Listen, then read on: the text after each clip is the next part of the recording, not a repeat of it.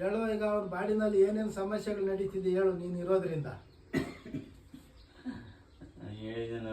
ಹೇಳ್ಬೇಕು. ಹೇಳು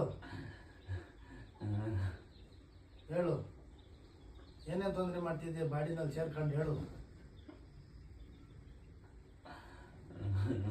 ಹೇಳ್ಬೇಕು. ಕೇಳಕಚ್ಚಿಲ್ಲ ಅವಾಗ ಹಾಸ್ಟೆಲ್ ಮ್ಯಾಗ ಇರ್ಬೇಕಂದ್ರೆ ಯಾವ್ದು ಶಾಂಬ ಕರ್ಕೊಂಡು ತಾಯ್ದ ಕಳ್ಸ್ಕೊಂಡ್ಬಂದ್ರು. ಆಮ್ಯಾಗ ನಾ ಸ್ವಲ್ಪ ಇದ್ದೀನಿ, ಬಸ್ ಆಕ್ಸಿಡೆಂಟ್ ಮಾಡಿ ಹೇಳಿದ್ದೆ, ರಕ್ತ ಕಚ್ಚೀನಿ. ಬಸ್ಗೆ ಅಡ್ಡ ಕಳಿಸಿದ್ದೆ ಒಳಗ, ಬಸ್ ಒಳಗ ಕೈ ಇಟ್ಟು ಕೈ ಎಲುಬು ಫ್ರ್ಯಾಕ್ಚರ್ ಆಗಿ. ನೀನೇನ ಮಾಡಿದ್ದದು ಬಸ್ ಒಳಗೆ? ಅಂದ್ರೆ ಬಸ್ ಡೋರ್ ಕೊಟ್ಟಿದ್ದ ಹೊರಗಡೆ ಬೆಕ್ಕು ಇನ್ನೊಂದು ಗಾಡಿ ಆಕ್ಸಿಡೆಂಟ್ ಆದಂಗಾಗಿ ಇದು ಬಳ್ಳಿ ಗಿಟ್ಟಾಗ ಫ್ರ್ಯಾಕ್ಚರ್ ಆಗಿರ್ತದೆ. ಇಲ್ಲಿ ಒಂದು 15 ದಿನ ಕೆಳಗಾಯ್ತು, 20 ದಿನ ಮೇಲೆ. ಒಂದ್ಸಲ ಏನ್ ಮಾಡಿದ್ರಿ ಸ್ವಾಮಿ, ಈ ಕೈ ಮನೇಲಿ ಚೀಲ ಅದು ಯಜ್ಞಾದ ಅಂತೇಳಿ ಹಿಂಗೆ ಗಾಡಿ ಹೊಡ್ಕೊಂಡು ಈ ಕೈ ಫ್ರ್ಯಾಕ್ಚರ್ ಆಗಿತ್ತು. ಇದಕ್ಕೊಂದು 15,000, ಇದಕ್ಕೊಂದು 15,000. ಹಾಂ, ಈಗ ಹಾಸ್ಪಿಟ್ಲಿಗೆ ಅದು 81 ಲಕ್ಷ ಹೋಗಿದೆ. ಹಾಸ್ಪಿಟ್ಲ್ ಅದು 80,000 ಮೇಲೆ ಹೋಗಿದೆ. ಊರ್ ಕಡೆ ಎಲ್ಲ ತೋರ್ಸವ್ರೆ, ಗಂಟ್ಲು ನೋಡವ್ರೆ, ಮೂಗ್ ನೋಡವ್ರೆ ಡಾಕ್ಟ್ರು. ಅದಕ್ಕೆ ಸಂಬಂಧಪಟ್ಟದ 15 ದಿವಸ 1 ತಿಂಗಳು ಮಾತ್ರೆ ಬರೆಯೋರು, ಸ್ಕ್ಯಾನಿಂಗು ಅದು ಇದು ಸೇರಿ 12,000 ಮಾಡೋದು. ಒಂದ್ ಸಲ ಹೋದ ನಂತರ ಅದಾಗೋದು ಒಂದು 15 ದಿನ 20 ದಿನ ವಾಸಿ ಆಗೋದು. ತಿರ್ಗಾ ಮತ್ತೆ ಕ್ರಮಣ ಆ ಡಾಕ್ಟರ್ ಬಿಡೋದು, ಇನ್ನೊಂದು ಡಾಕ್ಟರ್ ತಗೋಬಹುದು. ಇದು ವಾಸಿ ಆಗಿಲ್ಲ ಏನು ಅಂತ ಮನೆ ಊರ್ ಕಡೆ ಹೋಗಿ ಬಂದೆ, 12,000 ಆಯ್ತು. ರಕ್ತ ಕಾಲ ಅವ್ನು ಏನಿಲ್ಲ ಅಂದ್ರೆ ಇದು CT ಸ್ಕ್ಯಾನಿಂಗ್ ಅಷ್ಟೇ ಮಾಡಿದ್ರು, 3-4 ಕೊಟ್ಟು. ನಮ್ಮ ಬಸ್ ಚಾರ್ಜ್ ಎಲ್ಲ ಬಂತು, 12,000 ಆಯ್ತು. ಇದು ಬಂದ್ಮೇಲೆ 18,000 ಆಯ್ತು. ಈಗ ಮಾತ್ರೆಗಳೆಲ್ಲ ಕೊಟ್ಟು ಹಾಸ್ಪಿಟಲ್ ಟ್ರೀಟ್ಮೆಂಟ್ ತಗೊಂಡ್ರೆ ಅದು ವರ್ಕ್ ಆಗಲ್ಲ ಅನ್ನೋದಕ್ಕೆ ಕಾರಣ ಏನು? ನೀನ್ ಯಾವ ಥರ ಮಾಡ್ತಿದ್ಯಾ? ಮಾತ್ರೆ ಮತ್ತು ಇಡೀಲಿಸ್ದಿರ ಈ ಥರ ಮಾಡ್ತಿದ್ಯಾ? ಯಾಕೆ? ಅವನ್ ಬೇಕು, ಅವನ್ ಮೊಮ್ಮಗನ್ನ ಸಾಯಿಸಿ ತಗೊಂಡು ಹೋಗೋದಿಕ್ಕೆ ನೀನು ಮೊದಲು ಮಾತ್ರೆ ವರ್ಕ್ ಆಗದಿರ ಮಾಡ್ತಿದ್ಯಾ?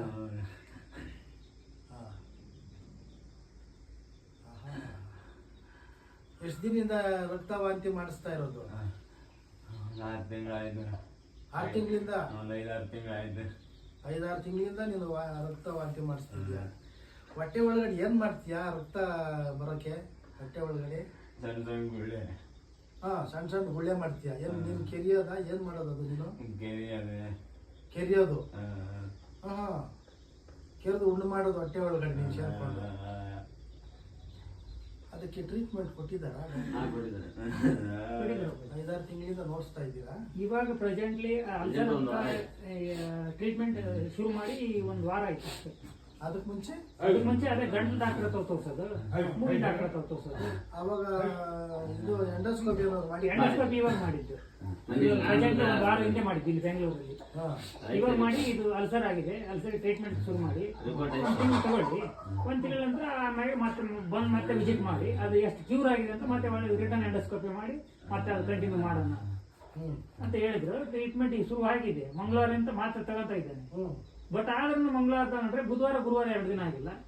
ಮತ್ತೆ ಶುಕ್ರವಾರ 1 ಟೈಮ್ ಆಗಿದೆ, ಅದೇ ಬ್ಲಡ್ ವಾಮಿಟಿಂಗ್ ಮಧ್ಯಾಹ್ನ 12 ಗಂಟೆಗೆ. ಮತ್ತೆ ಶನಿವಾರ ನಿನ್ನೆ 4 ಟೈಮ್ ಆಗಿದೆ. 4 ಟೈಮ್ ಅದಾದ ನಂತರ ಮತ್ತೆ ತಿರ್ಗಾ ಇದು ನಾವ್ ಏನಕ್ಕೂ ಈ ತರ ಟ್ರೀಟ್ಮೆಂಟ್ ತಗೊಂಡ್ರು ಅಂತ ಆಸ್ಪತ್ರೆ ವೈದ್ಯರನ್ನ ಕಾಣೋದಕ್ಕಿಂತ ನಮ್ಗೆ ಯಾರು ಒಳ್ಳೆಯರಿರೋ ಕಾರಣ. ಇದು ಇಷ್ಟೆಲ್ಲ ದುಡ್ಡು ವೇಸ್ಟ್, ನೆಮ್ಮದಿನೂ ವೇಸ್ಟ್. ಮನೇಲಿ ಯಾರು ಚೆನ್ನಾಗಿ ಊಟ ತಿಂತ ಇಲ್ಲ, ನೆಮ್ಮದಿ ಮಲಗೋಕ್ಕೂ ಇಲ್ಲ. ಹೋಗೋಣಪ್ಪ ಅಂತ ಅಂದ್ಕೊಂಡು ಇವತ್ತು ಹೋಗಿದ್ದ.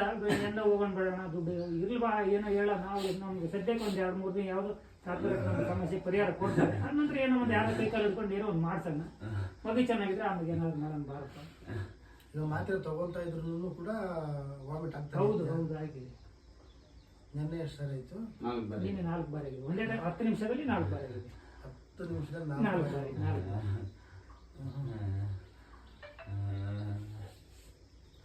ಮದ್ದು ಮಾತ್ರೆ ವರ್ಕ್ ಆಗಲಿಸ್ತಾ ಇರ್ಲಿಲ್ಲ ನೀನು? ಯಾಕೆ? ನಾನು ಹೊರಗೆ ಬೀಳ್ತದಿಲ್ಲ, ನಾನು ಹೊರಗೆ ಕಡೆಗೆ ಬೀಳ್ತದಿಲ್ಲ, ಮೇಗಿದ್ದಿದೆ ಎಲ್ಲ ಬಂದು ಬೀಳಿಸ್ಬಿಟ್ಲ. ನಮ್ಮ ಅಕ್ಕವರು ಹಾಕಿದ್ದಾರೆ. ಅವರು ದೇವಿ ಪೂಜೆ ಮಾಡ್ತಾರೆ, ಎಲ್ಲ ಸದಕ್ಕೆಲ್ಲ ಪೂಜೆ ಮಾಡ್ತಾರೆ. ಅವ್ರ ಮನೆ ಒಂದು ಹೋದಾಗೆ ತಾನು ತಿಳಿದ ಮಟ್ಟಿಗೆ ಅವರು ದೇವಿ ಹೆಸರಲ್ಲಿ ಇಲ್ಲಿಂದ ಏನೋ ಒಂದು ಕೊಟ್ಟಿದ್ದೆ ಅದನ್ನ ಅವರೇ ನಾನು ಪಬ್ಲಿಸಿಟಿ ತಂದಿದ್ದು. ನಾನು ದೇಹದ ಒಳಗಡೆ ಇದ್ದೆ, ಬಚ್ಚಿಕೊಂಡಿದ್ದೆ, ಯಾರಿಗೂ ಗೊತ್ತಾಗದೆ. ಇದೆಲ್ಲ ಪಬ್ಲಿಸಿಟಿ ಮಾಡಿದವ್ರು ಅವರೇ. ಹಂಗಾದ್ರೆ ನೀನು ಪಬ್ಲಿಕ್ ಆಗೋದೆ ಹಂಗಾದ್ರೆ. ಹಬ್ಬಾ ಇಷ್ಟು ದಿವಸ ಬಚ್ಚಿಕೊಂಡು ಆರೋಗ್ಯ ಕೆಡಿಸ್ಕೊಂಡು ಇಷ್ಟು ಚಿಕ್ಕ ವಯಸ್ಸಿಗೆ ವಾಮಿಟಲ್ಲಿ ರಕ್ತ ಬರ್ಸ್ಕೊಂಡು ನೀನು. ಈಗ ಅವನಿಗೇನೋ ಆರೋಗ್ಯ ಕೊಡ್ತಿದ್ದಾರೆ ಡಾಕ್ಟ್ರು, ಮಾತ್ರೆ ಮದ್ದು ಕೊಡ್ತಿದ್ದಾರೆ. ಮತ್ತೆ ನೀನು ಯಾಕೆ ನೀನು ರಕ್ತ ವಾಮಿಟ್ ಮಾಡಿಸೋದು? ಒಂದು ಸತ್ತೋಗ್ಲಂತಲ್ಲ. ಎಷ್ಟು ಜನ ಬೆಳಗ್ಗೆ ಹಿಡಿದದ್ದು ಒಂದು 5-6 ಜನ ಇಟ್ಕೊಂಡಿದ್ವಿ. 5-6 ಜನ ಇಟ್ಕೊಂಡಿದ್ವಿ. ನಾನು ಕರ್ಕೊಂಡು ಹೋಗ್ತೀನಿ ಬಿಡಿ ಅವನಂತ ದೇವಸ್ಥಾನ, ಅಲ್ಲಿ ಮಾರಮ್ಮ ದೇವಸ್ಥಾನ ಇದೆ. ಆ ದೇವಸ್ಥಾನ ಹೋದ್ರೆ ಅದು ಗೇಟ್ ಕಾಯೋದು, ಗೋಡೆಗೆಲ್ಲ ತಲೆಯಲ್ಲಿ ಹಿಡ್ಕೊಂಡು ತಲೆ ಜಜ್ತಾನ. ಎಷ್ಟು ಜನ ಇಟ್ಕೊಂಡಿದ್ರಿ? ಒಂದು 5-6 ಜನ ಇಟ್ಕೊಂಡಿದ್ವಿ. ಹೌದೌದು. ಇವನಿದ್ದಿಲ್ಲ, ಇವನಿಲ್ಲ, ಕೆಲ್ಸಕ್ಕೆ ಹೊರಟೋಗಿದ್ದ. ನಾನಿದ್ದೆ, ಮನೇಲಿದ್ದೆ. ನಾನು, ನಮ್ಮ ಮನೆ ಹೆಂಗಸರು, ಇವ್ರ ತಾಯಿ, ಇನ್ನು ಇವ್ರು ದೊಡ್ಡಮ್ಮ ಇಬ್ರು ಅಲ್ಲಿ ಅಕ್ಕಪಕ್ಕದ ಸೇರವರಲ್ಲ, ಎಲ್ಲರೂ ಸೇರ್ಕೊಂಡು ಏನು ಈ ತರ ಅನ್ಕೊಂಡು 6 ಜನ ಇಟ್ಕೊಂಡ್ರು ವಾಸಿ ಇಲ್ಲ ಹೇಳ್ತಿದ್ದೆ. ಏನು ಗುಮ್ಮದ ತಲೆ ತಗೊಂಡೋಗಿ ಇದು ಗೋಡೆ ಕಂಬಕ್ಕೆ ಬಿದ್ದಿದ್ನಲ್ಲ, ಇಲ್ಲ ಪಕ್ಕದಲ್ಲಿ ಗೇಟ್ ಮಾಡಿದ್ರು. ಆ ತರ ಗೇಟ್ಗೆ ಅಂದ್ರೆ ಜಜ್ಜೋದು, ತಲೆ ಜಜ್ಜೋದು. ಸರಿ. ಈಗ ನೀನು ಹೋಗ್ಬೇಕಂದ್ರೆ ಏನ್ ಬೇಕು ನಿನ್ಗೆ? ಅವನಿಲ್ಲ ಅಂದ್ರೆ ಇನ್ ಬೇರೆ ಏನ್ ಬೇಕು? ಅವನ್ ಬಿಟ್ಟು ಮತ್ತೆ ಅವನೇ ಬೇಕು. ಅವನು ಕೊಡಲ್ಲ ಅಂದ್ರೆ ಹಂಗೆ ಒಬ್ನೇ ಹೋಗ್ತೀಯಾ? ಹುಡುಗರು ಬಿಟ್ಟು ಹೋಗಲ್ವಾ? ಹಿಂಗೆ ಹೇಳಿದ್ರೆ ಆಗಲ್ಲ ಹೇಳು. ಬೇಕೇನು ಹುಡುಗ? ಹಾ, ಪರವಾಗಿಲ್ವೇ? ಹುಡುಗನ್ ನಿನ್ ಜೊತೆ ಕಳ್ಸಕ್ ಆಗಲ್ಲ.